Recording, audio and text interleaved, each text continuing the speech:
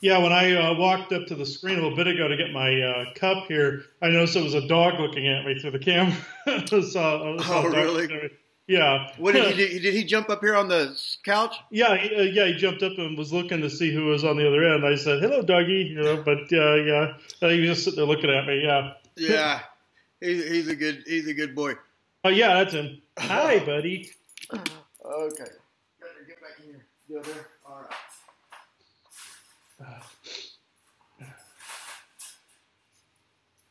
He probably appreciates that you brought that up because he would have been locked up there. He'd rather be down here with me.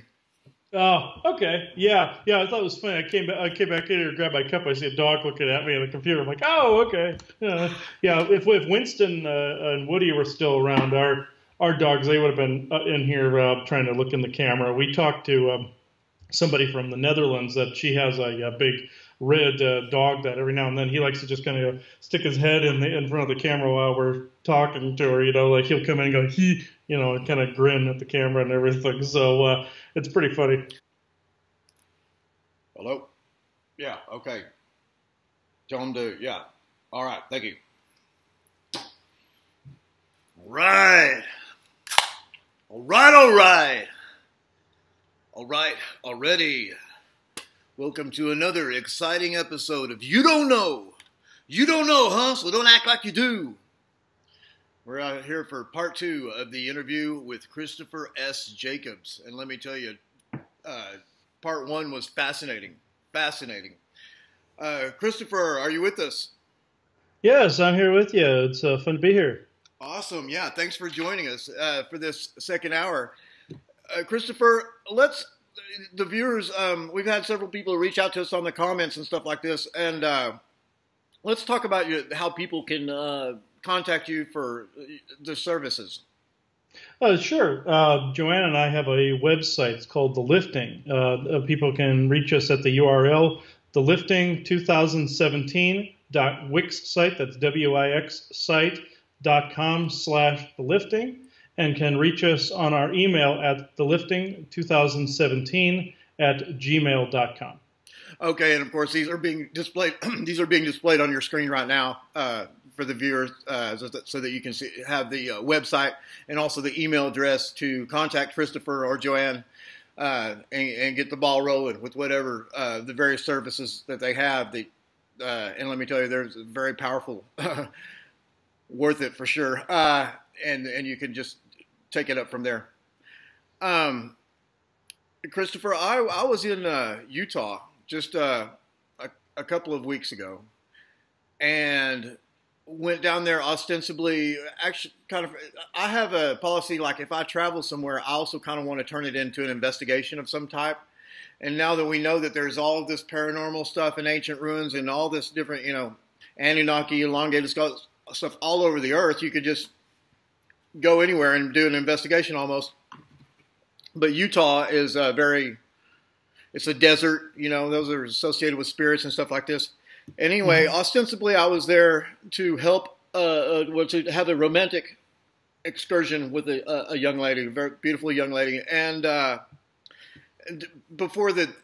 the tickets got bought and everything. And then it happened that somehow her father, who had died a couple of years ago, anyway, she needed to recover this furniture, and that's why we had to go to Utah. And I said, okay, well, we'll go look at these petroglyphs in Utah, and we did a great investigation on that and everything.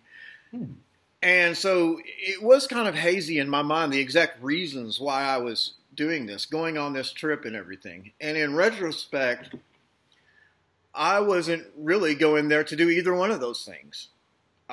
It's pretty certain in my mind that I was, being compelled or led, or I'm not sure exactly what was going on, to meet a man.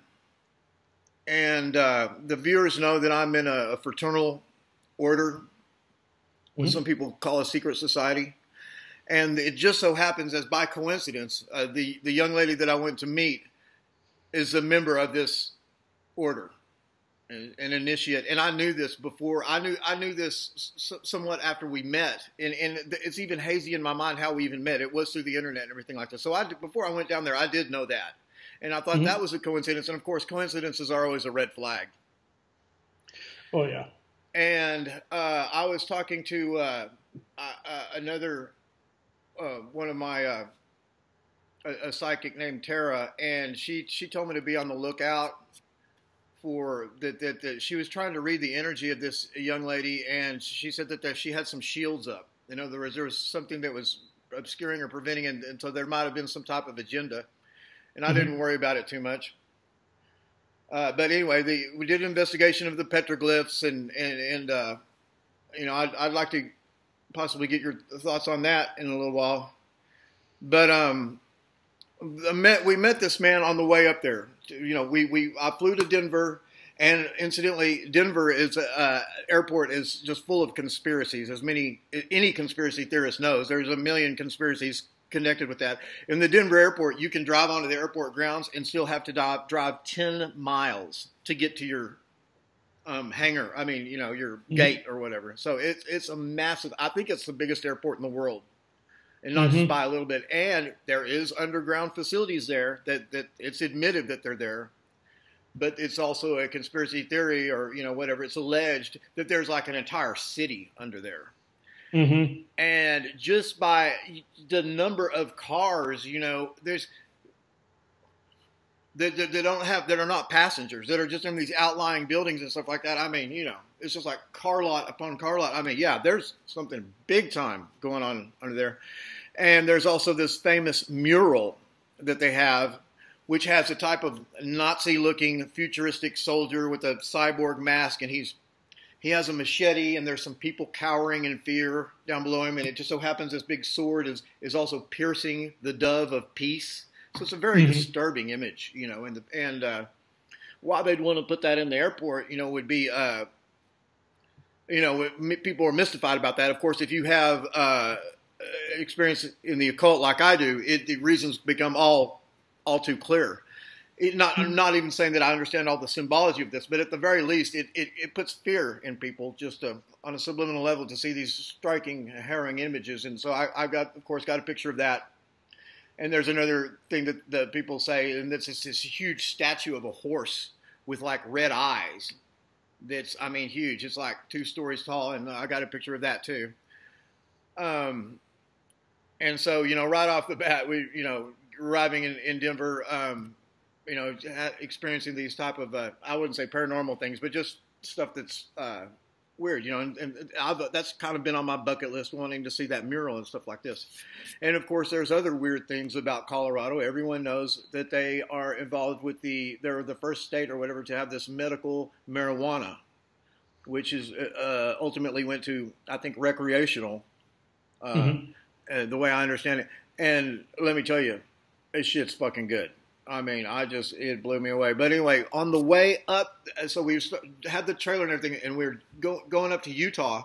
Well, we stopped in Idaho Springs to meet with one of her friends, and we ate in a restaurant, and I met this man, and his name is, let's just say his name is Joe. Okay, and the young lady that I was with, let's just say her name is Gail. I don't really want to really use their real names.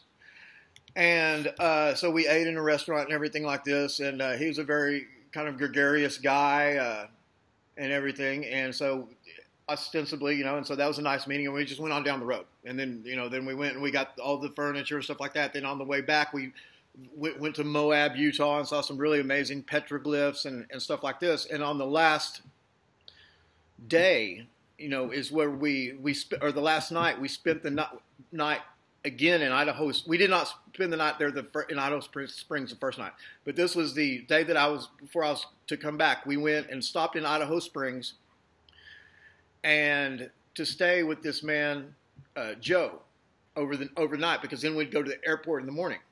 Now, in Idaho Springs is very high up in the mountains, you know, very high elevation, but on this mountain that he lives on, it's like a 25-minute drive or something up the mountain. You almost have to have a special vehicle, a very, you know, good vehicle. And I mean, it's going almost straight up. So, I mean, you're talking about very high elevation. And I think that has something to do with all of this because, you know, the air is rarefied. I don't really understand it. And another interesting thing is that I learned is that this man has had a Bigfoot sighting right up there at his house. which didn't surprise me at all, knowing what I've learned about Bigfoot and then also what I've learned about Bigfoot from you. Didn't surprise me at all. Well, it was planned or maybe kind of planned or something like that to maybe have a little bit of experience with some entheogens. And by that I mean what people commonly refer to as magic mushrooms. And it just so happens that it maybe been a couple years since I've done some, but I used to do them quite a bit in my younger days and stuff. And so I was kind of nonchalant about it, thinking, oh, it's no big deal. And my psychic Tara warned me to be careful because I told her that I was going to do this, and I said, oh no, it's a cakewalk and everything. Don't worry about it and everything like this. And they did warn me that these are some very powerful entheogens. Well, we actually didn't do them that night, but it was the very next day, and I wanted to do them. And so with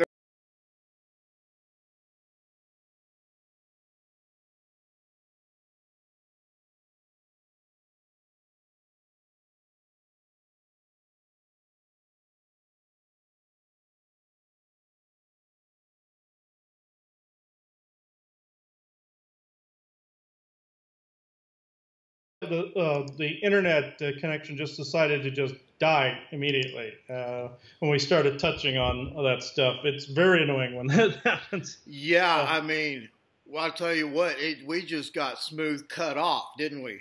Yeah, that was very annoying. Yeah, I was hoping it wouldn't do that during the interview. It's sometimes the computer does it, sometimes the internet does it. The computer will think it's overheating, and then it'll shut off. And then the internet, for whatever reason, this one's new. The internet connection one's new, but where the modem just decides it's just going to shut off. And that's a new one. But of course, it had nothing to do with the subject matter, I'm sure. Oh, I'm sure. Yeah. Yeah. I'm sure. Oh, yeah. When that thing, I noticed, I thought Skype had just frozen. I looked over at the modem or at the router here. I saw none of the lights were on. I'm like, and it had cut off. And the thing of it is, I'm right directly in the hard line. It shouldn't have mattered either way, but everything just stopped. Yeah. Right. And Christopher, as I was kind of building up the story, I noticed that that it seemed kind of like getting into, the mode or whatever where you can see these things. And so, where should we just start off? Do I need to, actually, I can maybe talk a little bit more, build it up a little bit more to give you and the viewer a little idea of what's going on. Yeah, go ahead. So anyway, there was the entheogens. Anyway, they hit very hard, and I was very hard. And this guy, he started showing us some stuff. He showed me a placard that he brought out, like a little poster, but with like a hardboard. And it said instead of the Brady Bunch, the Grady Bunch, because the Grady McMurtry, who helped the order survive and stuff like that after Aleister Crowley.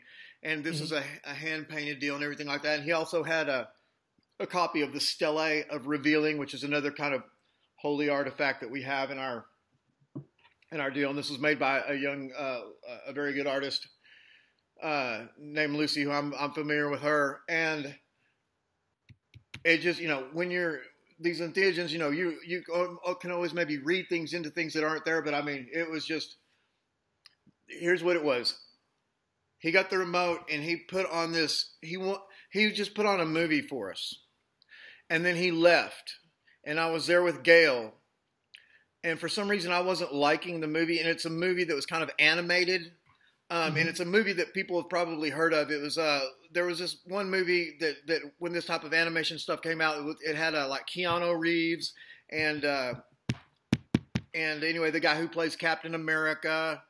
And then also the guy who was Woody Harrelson the actor Woody Harrelson had him in it. So this is I can't remember the name of the movie, but that's a very popular movie. But there was another movie that was kind of like that, done with that same technology, very heavy stuff, and there's like these cartoon types of people talking to you. And one thing that brought up a red flag right off the bat is Stuart Swerdlow, who, and I'm not, necessarily saying, I believe everything he says. There's some difficult stuff there, but he claims that when people have dreams that are animated like a cartoon, that is programming. And of course, we know as from children that we were heavily programmed, at least in some way, by these cartoons, that we watched and that the kids still watch today. So, but this is like real actors, but it had been cartoonized through some special effect. Very heavy subject matter. And what tripped me off about it is this lady, Gail, she really, really wanted me to watch this movie. And I maybe wanted to turn it down or do something else and everything like that. She's like, "Oh, but don't you want to watch the movie? Don't?" And I, even in my different state, I was like, "Wait, something's wrong here. Is it something's being, they're trying to coerce me into this, watching this movie." And I started watching it a little bit, and I didn't like it. I didn't like it at all. And I decided that I didn't want this movie in my psyche. And when we couldn't figure out how to turn it off, turn it down, or anything like that. It was just, it was just there. And I finally just got up and left the room to separate myself from it. I went in the other, and then she came in there and said, "Oh, you don't like the movie?" and everything like this. Do you have any thoughts on this? What I was picking up was the fact that she was wanting you to see this movie so badly, like what you were saying with the programming. It seems like seeing this movie is what I'm picking up as seeing this movie from beginning to end, from credits to credits. There's this programming interwoven in, and I'm seeing like this. I can even see the string that's in this programming. It's like this almost like a heartbeat type of line wave or sine wave that I'm looking at. That I'm looking at, that it's contorting and twisting, but it's in a certain Ooh, that's even making me dizzy looking at that. Yeah, I'm seeing this. It seems to go out not towards your psyche, but into your energy. Like it's uploading something into your energy. Very much like the good forces out there will give you downloads. You have this. This also is a download, but from the bad guys. This almost reminds me of. Kind of like the MK Ultra type stuff, where they would get people into the altered states and get them to do violent things and stuff like that. This kind of reminds me along these lines. And yeah, when you were first starting to talk about this, I was starting to pick up on this, and this is more than likely why our connection cut the way it did. I was starting to pick up on that somebody was calling you out to that desert. Was like, I had a feeling you were supposed to see this to learn from it. I don't feel you were in complete danger. I feel your guides were protecting you there. But I feel you were meant to be put in that area so that you gained a little bit of knowledge about this. What I keep seeing is this sine wave that is moving, like almost like in a pixelation format. I keep seeing like these macro blocks moving through this sine wave, like they're woven together in this sine wave. And what I keep hearing inside, I keep hearing voices inside this sine wave that it's no different than if a gray alien would stare you in the face, to try to download something to you to get you to do something. It's this is up there with what we call, Joanna and I call, the Arconian binary network. There's an AI, artificial intelligence, that was programmed into this network to be able to guide these sine waves to people.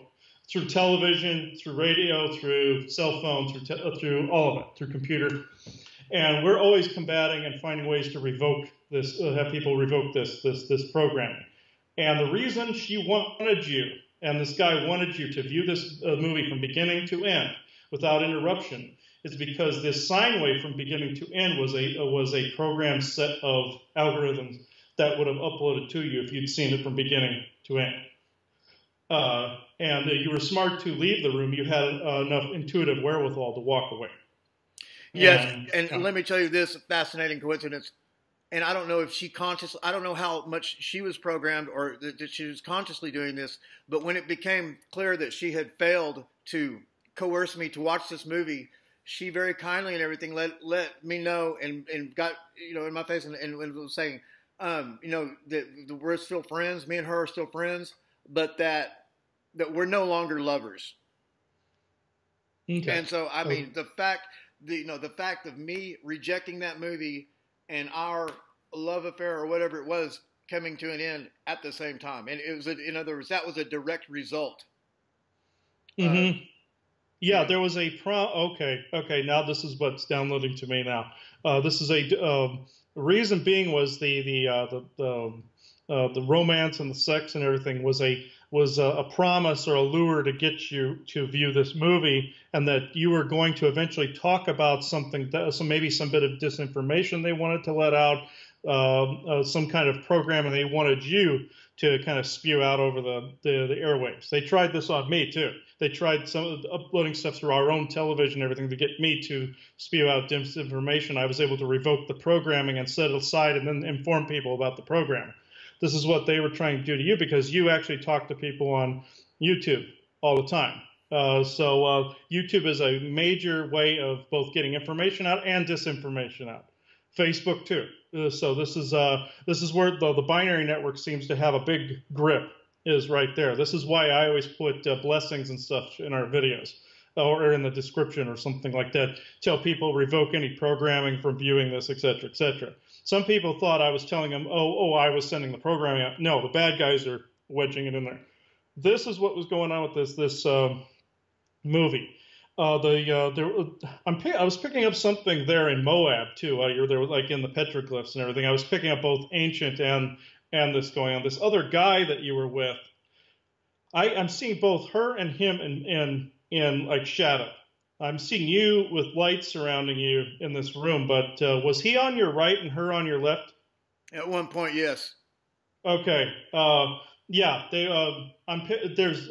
I see no correlate at all. Now I can't say that she is this way normally. When somebody is saturated with this programming, it blankens them in this like black, trickle effect, as I call it, like almost like water. Or, I see this over them. Kind of like also in the movie The Matrix, when Neo would see the green lettering. Mm-hmm. It's the same thing, but black and white, like black and variations of gray and white is what I see when people are draped with this programming. I see it in everyday life, even going into like stores, going into, when people act weird, like when they do something stupid, you like, when you question for it, it's like, why would you do something like that? If people act really dumb. This is what we call the dumbing. This is that programming. This they wanted, but they had a specific and purpose in mind for you. I'm asking my guides to give me exactly what they were trying to accomplish here. Okay, yeah, I was right about the disinformation. And what else? Oh, okay, yeah, they're giving it to me almost like a quantum download. Something similar happened to myself, that I had to disseminate some programming that I got hit with grays. This is what happens. I'll sidetrack just for a second. This is what happens sometimes when the Greys and these Archon forces want people to commit crimes. What they will do is you'll see a black car drive by and the windows start to roll down. There'll be a Grey in the back that stares at the person, and then the window will roll up and they'll drive away. I had this happen to me when I started to remember some things. And what they were trying to do is either get me to commit some kind of crime to be part of the overall false flag or distraction in some way, to participate in that. And I feel this was part of this. But your guides had your back here because they were wanting to inform you about what's going on. Okay, yeah, that's right. They were informing you so you could report this. So you could actually report this to people. And this is also why we were cut off, because this binary network did not want this information out. And the thing with the cartoons, I know this because sometimes my guides would playfully show themselves as cartoon characters, like my guide Simeon. I didn't understand why he was doing this. He was trying to inform me of what was going on in a nonchalant way. He was trying to get me to remember this, that they do this to children. But this is, you had this reaffirmed while you were there, but there's something else there that I keep seeing that's almost out of grasp that has to do with these petroglyphs. It has to do with like the ancient ant people and such. I'm picking up this ant reference. Yeah, I got the pictures. I got the pictures of the ant people. Mm-hmm. Yeah, I'm picking up their influence. Some are good, some are not. I've run into ant people that are actually very kind. Even though the name Ant Friend in, I believe it's Navajo or Anastasia, I can't remember, comes up to the word Anunnaki. Believe it or not. because they were able to find in the area where I'm in, also in this part of Arizona, they were able to find bowls that had cuneiform scripting on them that were Navajo and Hopi and Anasazi artifacts that had cuneiform script on them. So these ant people are definitely connected. I know for a fact they helped the ancient native peoples go into the inner earth when the floods hit. So I'm getting this wave like you were involved in this somehow. I'm picking up a mix between modern, like you came back around to meet yourself basically from another lifetime or some kind of past life or other expression affiliation there with Mohawk. There's a strong Agarthan influence there. I know that much.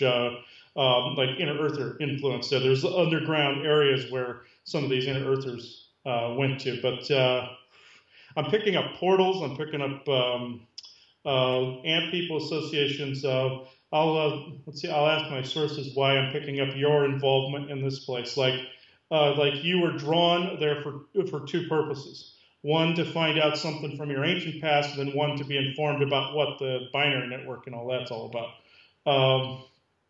Okay, well, I'm asking to see. Okay, I'm seeing when these two brought you out to this area. I'm seeing this whole area. I'm seeing Moab, and I'm also seeing Idaho. Okay. Ooh, okay. Now keep switching back to Moab. I keep seeing the petroglyphs. Like you helped out here at some point. I know that the version of you from Maldek may have been integrated into the incarnation cycle further back, but I have a feeling like your energy had some kind of influence here. You walked in your own footsteps, I believe, in this area. Like you either were incarnated as a native that helped out there, or because I keep seeing flashes of the ancient flood. I keep seeing this, like the ant people guiding people under the ground and everything. But I keep seeing something strange going on. I keep seeing dirt being thrown out of there, like how a dog digs, and throws dirt aside. I keep seeing these tunnels and stuff being dug by something that could throw the dirt out incredibly fast, like a blower of some sort, or a dog digging, or something like that. I'm asking, what is your involvement in this? Well, I know Isaac, he was there, but give me a little more here. Let's see. There was a Corona arch that I saw. This is next to Arches National Park. Well, one of the biggest arches is not in the national park. It's in a free area, and I had to walk 1.5 miles. There was other tourists and stuff, but I walked up there, and it's just, and I've got a picture of it. I mean, the people are like little ants compared to this thing. I mean, it's huge, and this is an arch that maybe doesn't go sideways, but it's like it's like you're inside of a room. I mean, it's just huge, and the hole is in the sky. So, I mean, it's obviously had been some type of ceremonial center for shamanism. I'm picking up it was a city at some point. I keep seeing a city. It's big. It was big enough to be a city. I mean, it was huge, and there was more than one. This is interesting. I'm seeing water covering it at some point, and I'm seeing dry. I keep seeing the flood, bump, bump, bump, bump, bump, back and forth.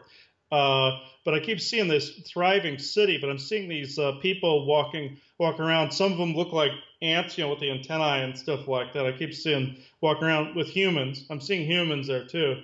But I feel like you were there, like either in spirit or as yourself from Maldek, I believe. I'm trying to think if you were taken when you came back to Earth. Let's see. You were there in some fashion, like you were watching. I don't see like a physical form, though. I'm seeing like some kind of guiding force. Let me see here. I'm seeing this giant city, and there are people being led down inside. I keep seeing these ant people looking towards the sky, and they're being some of them are running down under the ground.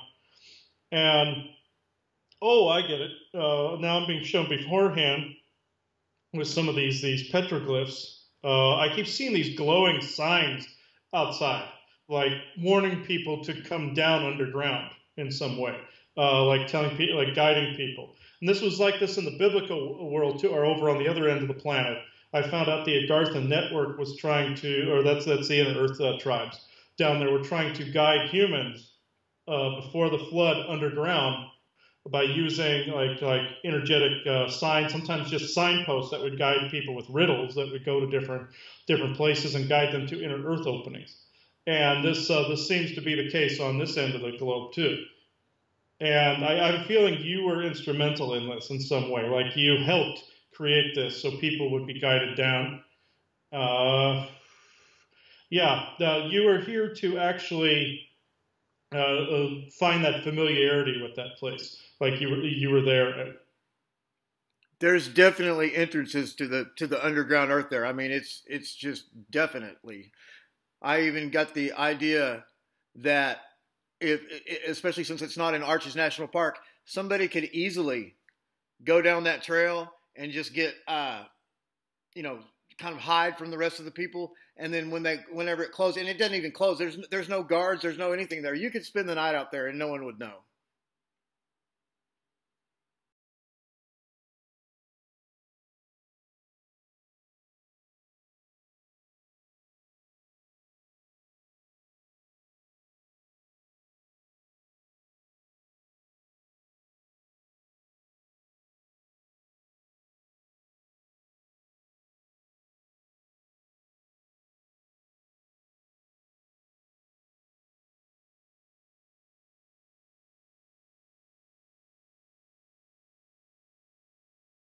Okay, back again. All right, awesome. Yeah, Christopher, I put on these sunglasses because I realized it made me look like one of the ant people. That's funny. So I think we just got cut off again. It's just one of those things, and so I'm glad that we've reestablished this connection. Yeah. What happened was the modem or the router just died again, and I had to restart the computer 2 times, and then it came back. That thing never usually goes. It's usually just the computer that crooks. But the computer's been okay. It's been the other thing this time. Yeah, there's a little bit of. It seems like there's a little bit of high strangeness going on. Mm-hmm. Yeah, what I was picking up on before we got rudely cut off again by the binary network, it seems. But what happened was, I even wrote it down before it left me, was basically you were there to meet your past in Moab, and have that download come to you. But then the binary network interfered, and then or was going to interfere and was going to try to download other programming to you, so you didn't come into that knowing or come further into that knowing of your connection to these things or the information surrounding these things. But the joke's on them, because you found out more information anyway. Yeah, and let me tell you how they might have interfered, and I don't want to blame this young lady, Gail, at all, but when we went to these one petroglyphs or whatever, it turns out, we had to kind of walk to them or something like that. Well, anyway, she just kind of bucked and didn't want to, she wanted to just go on to the next one or something like that, and that was one of the most important ones. Well, let me tell you, we ended up, and I told her maybe not to go there. We ended up on this road, and it put us in a line of cars that was the entrance to Arches National Park, which is not where we wanted to go. And we had a trailer, and it was like we were not going to be able to get out of the sun. I mean, it went on for miles ahead of us, the cars. I mean, it would have taken hours to get in there. And we didn't want to go there anyway. And so I asked her to let me drive, and she was literally amazed, and so was everyone else, that I was able to turn that trailer and everything around and get going the other way. And then that's when we went to this other place where the petroglyphs are, saw them right there on the road. And then when we went to the place where the Corona arch is, she wasn't wearing the proper walking shoes and stuff like that. And we found out from the people coming back that it was like a mile and a half, almost a mile and a half walk up there. And I there was no way I wasn't going to do it. And so, I left her company for, supposedly it was going to be 40 minutes or so. It was 2 or 3 hours, I underestimated it. And so that was another thing too. I was out of her watch, out of her, care or company, whatever you want to call it. And I was off on my own doing this, looking at this Corona arch. Yeah, I feel, because I was seeing a version of you looking at this same arch, like it was like you were like an ant basically next to this gigantic thing, and I was seeing advanced technology running, moving around in this as well, able to I feel this technology was able to disguise things as other things too. Like this archway, I feel is more or less a piece of technology and not a rock formation. I know it, and it looks like erosion, and it looks natural, although it's one of the most astounding things you've ever seen. But then again, you're wondering, how could the rain have done that? You know what I mean? It doesn't really make sense, kind of, and then it's also in this like huge room that it's awe-inspiring. And I guess that's why they have so many thousands of visitors, every year going to check that stuff out. What I find interesting is I have a rock right here that is carved strangely. You see this looks like a river rock, that has these different shapes and stuff on it. Oh. Yeah, and we were in Illinois when I found this one, and it's weirdly shaped.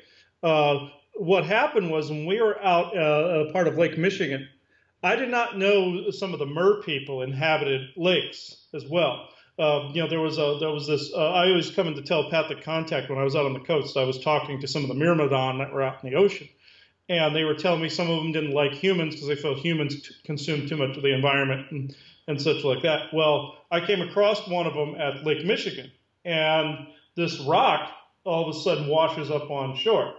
And my guide, Simeon, basically said, this guy's being an ass to you. You might as well just keep this thing. I said, well, what is this? And he said, look at it with my eye, my third eye. And it's a piece of technology. It's not a rock. I could see interdimensional waves going through it and like lettering and stuff like that. And it was basically something that fell out of this guy's belt and washed up onto the shore, and I picked it up, and he was demanding I throw it back. It's like, no, I'm keeping it. You're being an ass to me. I'm keeping it. Yeah. Finders keepers, huh? Finders keepers. Losers weepers. Yeah, exactly. And Simeon was laughing. He goes, yeah, the guy's being a dick to you. Just keep it. Well, I got this thing home, and we were looking at this thing, and you could just see like an aura coming off of this thing. It's like it's a remote. And my mother made a joke and said, you just stole some merman's garage door opener, But yeah, this reminds me of the same type of technology where it's that ring, that big ring. It's the same thing. They're making it look like rocks and stones. And the bad Anunnaki and the giants and everybody had this capability of disguising their technology. A lot of races do that, disguising one piece of technology for another. And I feel like you said you felt that there. And as soon as I just looked into this, I felt this immediately. Arizona has one of these that a friend of ours actually has gone out to see. It's called the Time Portal of Arizona. And I'm trying to think, it's somewhere near Phoenix, I believe. I cannot remember I don't know the exact location. I've wanted to check it out for some time. It's this opening that's like this. It's smaller. It kind of reminds me of the Time Portal from Star Trek, the Guardian on the City on the Edge of the Forever one. It's kind of reminds me of that. And the legend goes where a Native American boy stepped through it and disappeared. Well, what happened was first the natives tried to throw like food items through and rocks through just to see what could pass through this. And then they threw a rabbit through it, and the rabbit disappeared. And people that go to this place photograph, and they photograph vegetation on the other side where it's just open desert. It's dry dirt out there. And I was told that was a portal to Agartha, or to the inner earth.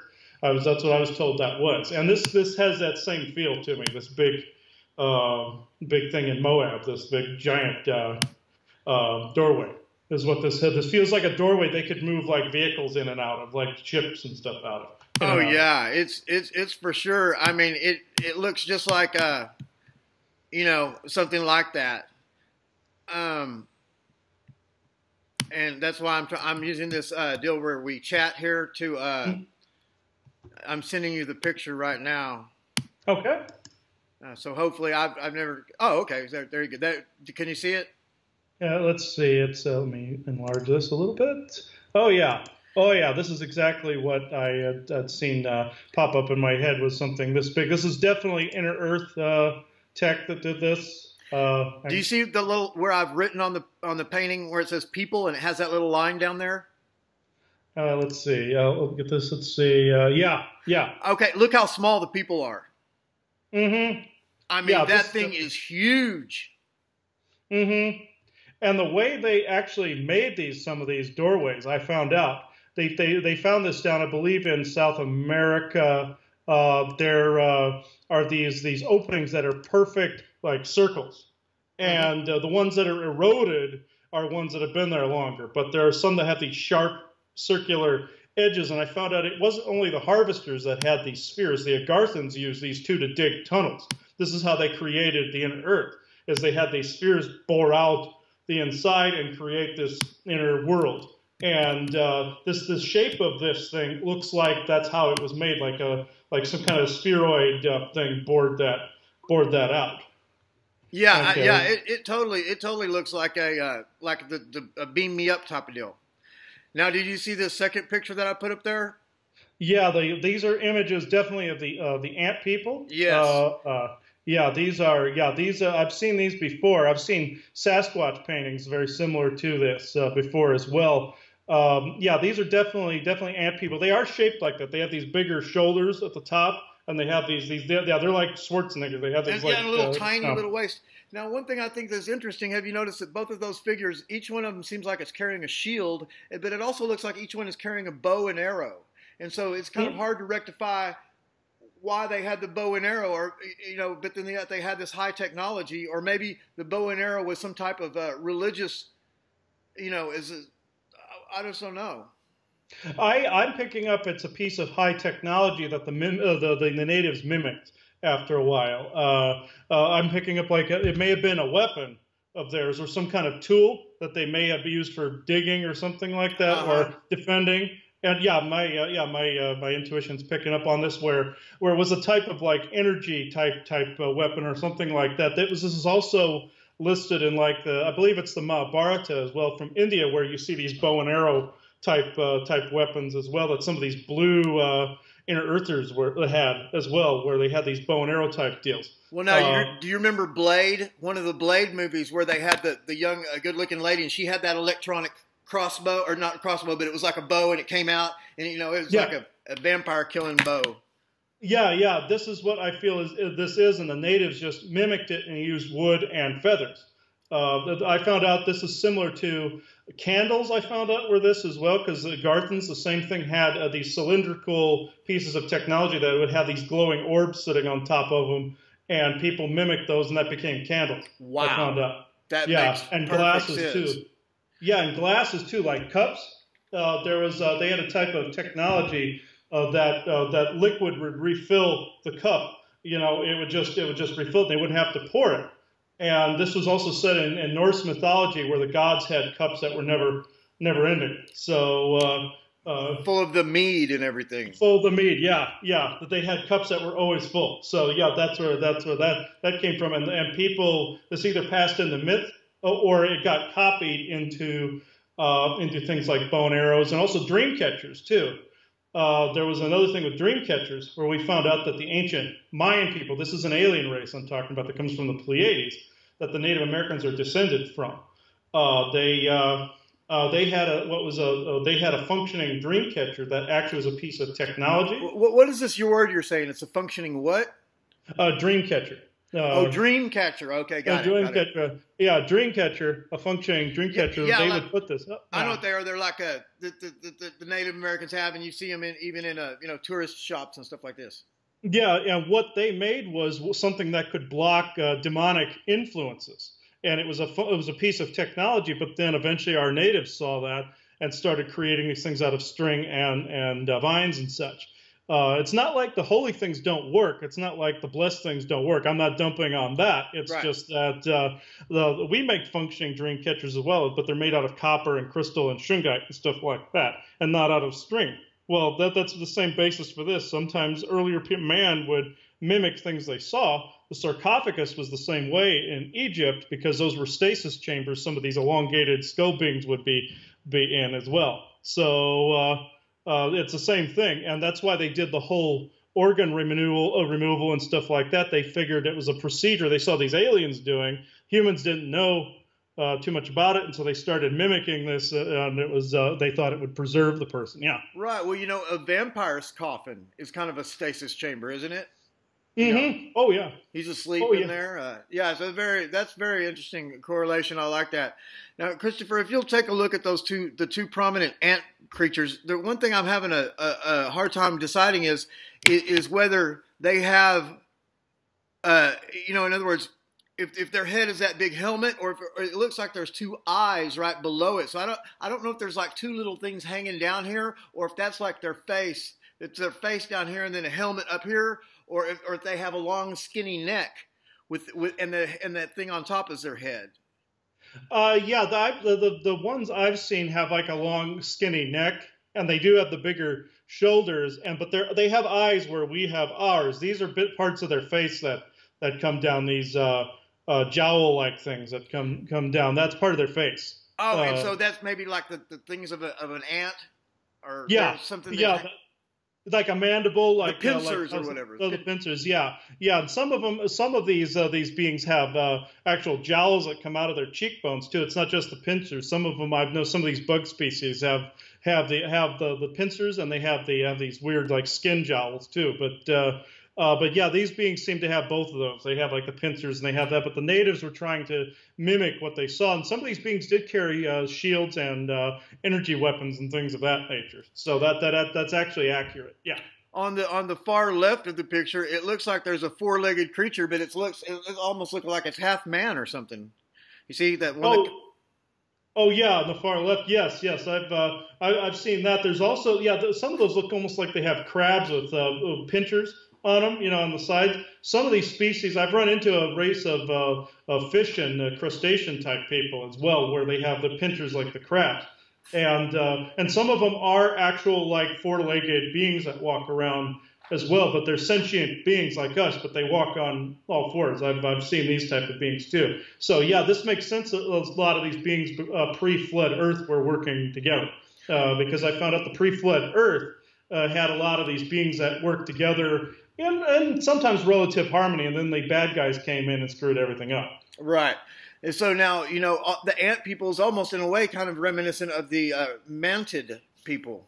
The praying mantis. Yeah. The praying mantis people, some of them are good, some of them aren't. There's some grasshopper-looking people that some are good and some aren't. Some of the mantid people are responsible for abducting people and operating on their back and sticking implants in and such. But the ant people, from what I've seen, they also have run the gambit. I've run across good ones and ones that don't trust humans, or some of the aliens that some of the humans are aligned with, or something like that. There's a division there with the ant people too. Okay, so that was my next question. I know that you've beheld these, you know, mantid people and stuff like this, but you've seen these ant people. Or just you've seen them in the past, or you've seen impressions of them, or you've seen the actual ones, or what's that? During channeling sessions, I remote viewed a couple of these ant people. I've seen what they look like, and so they match the historical record, you know, with some of those pictures. But I've actually seen insectoid beings with my eyes. So I've seen like the mantid beings with my eyeballs. So I know that some of these are good, some of them aren't. Some of them are human-like. That have like a book.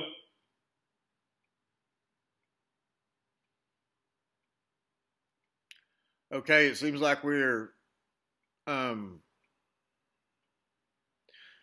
Christopher's image has frozen, as you can see. So we may be, in fact, experiencing more technical difficulties. Let me see if the Christopher. Okay, yep, I'm back in. Oh, no, that's great. I'm so glad that you're back with me. Do you see those two pictures that I just sent you? Let's see here. Let me see. No, let's see. Hang on. I got to scroll down. No, I'm not seeing them. You might want to do it one more time. Oh, yeah, there we go. They took a minute to appear. There we go. That's a temple inside that house I was in up there on the mountain. Okay. Yeah, that's very interesting. Yeah. Yeah, that's an interesting picture. The fact that they're using the Egyptian look with the obelisk and everything. Yeah, that's very interesting. Oh yeah. we use those that symbol extensively. And then you see there's a T on the floor, like the letter T. Mm-hmm. And then there's also like, I guess, it's not an equilateral triangle. I don't know if it's some type of triangle down there. And then you see the sun hieroglyph on the curtain that's covering the altar. Mm-hmm. And then it looks like there's some roses to the left and to the right above that. Fascinatingly enough, there's, I don't think this really means anything, but here at my townhome, we've got roses that the homeowners association takes care of. I just noticed them the other day. I've only been here a few weeks, but roses, that always kind of reminds us of the Rosicrucians and stuff. Mm-hmm. Oh yeah, and I've noticed that there's a direct link to these particular cabal families and some of these funeral rites mixed with some of these flower arrangements and everything. I'm not sure the complete correlation, but when I was part of when I was going out with my Sage Paranormal group, we noticed some correlations between funeral rites and Masonic and Illuminati type stuff as well. We noticed some correlations in there, and roses always seem to be present in all of those. So your brain is picking up on something that we were trying to put together as well. Yeah, and all of these Western Hermeticism, these Western Hermetic societies, it's all straight Egyptian. I mean, it's just they're all the same in that regard. Actually, I'm wondering right now is I can't see my image or your image because I foolishly I guess maybe X'd out of it. You can still hear me, right? Yeah, I can see you and hear you. Yeah. But is it showing my face on the screen or is it showing this picture? I'm trying to put the picture up there for the viewers. It's showing your video. I'm seeing. Okay, I'm seeing that's the video. fine. Yeah. I can put the pictures in there later.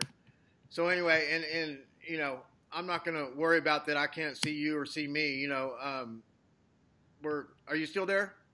Yeah, I'm still here. I'm thinking in a couple minutes we should conclude this just in case it decides to die on us again. Right. Yeah. Okay, cool. Yeah, now I can see everything. And so, let's talk about in wrapping everything up and everything. Some bullet points we need to go over, or anything we need to talk about, like maybe the orgone rods, or just anything you feel like talking about. Yes, yeah. These rods that we've been working on have worked tremendously. We created ones that could create shields over people's houses.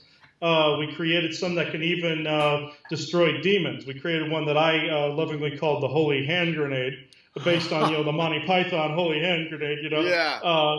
That the torsion field there are two opposing torsion fields that draw in and basically tear apart these demon entities, and then expand basically expand into like a positive like explosion, which then it sends like a wave or a blessing over the whole land, and we dubbed that one the Holy Hand Grenade. And then that's for basically sanctifying graveyards and all this other stuff from ghouls and all this other stuff. Well, then we created a wand type for healing that has amethyst in it. That's worked very, very well for healing some of my leg conditions. I had some nerve jumping and stuff in my legs. It worked very well. And then we have one that we're working on that's combating the AI that's within smart meters. That seems to work extremely well. A friend of ours out in Washington tried it out on his smart meter, and the first response he got was a Chinook helicopter flying over his property. Wow. Yeah. So, and the energy on his property, get this, he has a dog that was losing his hair. The dog was losing his hair, and they didn't understand what was going on. Well, we correlated the hair loss with electromagnetic waves that were near negative ones from the binary network because of the fact when that rod was put up that combated the smart meter, the AI that was in the smart meter, the dog's hair started to grow back. Oh, and he's just fine now. Yeah, well, there's been a lot of controversy surrounding these smart meters, and there's people saying they're no good and everything. One thing I'd like to point out to the viewer: if they purchase one of these orgone devices from you, I'm sure it comes with all the warnings. This is not a kid's toy. I mean, it is not. It's very powerful, and so they can be. You don't want to neglect them or use them in an improper way. Is that right? Yeah, definitely. Yeah. You don't want to overuse them because you can oversaturate yourself with this orgone energy. It can actually screw you up. Like if you take one of the rosa rods, the big ones, and have it in your house, it'll fill up the house with too much, and you can get overwhelmed by it. Like the one for the smart meters is for outside use only. That's how strong that one is, and it's basically like a sword that pierces these smart meter AIs, and we have them hidden within birdhouses so that it looks inconspicuous, And we're working. That was something that was in the testing phase, and we saw some magnificent results from that one. So we always tell people, these things also can be magnetically charged. Don't put them near like your computer or something, or the orgone field's so strong it's been known to mess with computers and such. And we always recommend that people wrap it in Mylar when it's not in use, like the Mylar wrappings that it comes with. We wrap it in Mylar or aluminum foil, and it seems to shield it until the people need to use it again. Okay. Well, in an earlier interview, which the viewers may or may not have seen, you went over the fact that there had been a clandestine group that had been using this technology in a bad way, and you were able to shut them down and then reverse engineer these orgone devices to be used in a positive manner. Yeah. What was happening was an alien race had brought this really advanced orgone technology through to a couple of people, and we found out that this race was wanting to use it to clear their enemies off the face of the earth so that they could dominate. And I figured, no, we'll stop them from doing that, and we created our own and retooled them, and now they're strictly for protective purposes. Well, what has become of these people that were misled into doing this, and what's preventing them from making some more of them? There's nothing preventing from making more of the rods, but just the aliens that were influencing them are no longer in play anymore. Oh, okay. So I won't even ask about that. It sounds kind of nasty. A little bit. They were an energetic species that was very. They came in with just a nefarious purpose. They were some kind of energetic species that kind of looked like a rainbow type light beam a little bit, and they were not positive at all. They actually attacked me and Joanna when we were in Missouri fairly badly, and that's when we had to oust these people because these people were actually sending these beings to do whatever psychic attack work. Yeah. Okay. Now I got a question. Theratos. You know Theratos. He's about 12 feet tall, and we know that he was, that you found him under the ground over there in my last place that I lived at. Well, that was the last interview we had. Well, now I'm living at my new place, which is about 15 miles away. So is Theratos, he's still around, or is near me, or is it hard to see? Oh, yeah, he's still around. Yeah, they can go anywhere. You can connect to them through thought heart space. They can come to you from anywhere. They can bilocate, even though they have a physical, the Sasquatch have a physical being somewhere else. They can bilocate just like I can. I can bilocate just like you can bilocate. So they can be near you whenever you think about them. Sometimes they're not always available, but they are always feeling with their heart space. They are always watching. Right. So if you're in danger or something like that, they kind of get an alert or something, notification, I guess. Yeah, they tend to get a psychic sense that you're in danger. Now there are some forms of danger like what you were in Utah that you were meant to learn from. Like your guides kind of allowed you to touch base with just a little bit, not in complete danger, but just so you would learn from what was going on. They were trying to teach you. Like if you were in real danger, like danger of death, then they would have stepped in and went, nope, well, you're done. Yeah, so fascinating. And I wonder what the correlation is that this guy that I'm calling Joe, that he had seen a Sasquatch up there near his property. I wonder if that somehow plays into this, or it just shows the prevalence of them. Prevalence. Oh yeah, they're prevalent all over the globe. I've noticed. Yeah, there was more than likely. I feel there was a tribe of them out in that area too. The Sasquatch beings are all over the planet. I've seen many different kinds of them. There's good ones and there's not so good ones. But your guide falls under the good group, and I feel like this tribe that was out there watching you. I believe.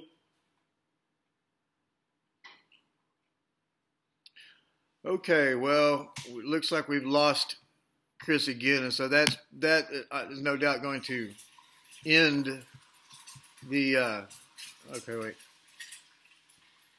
the interview. Yeah. The clock's still ticking, and so I am. You're still seeing me probably. Anyway, it was a really good interview with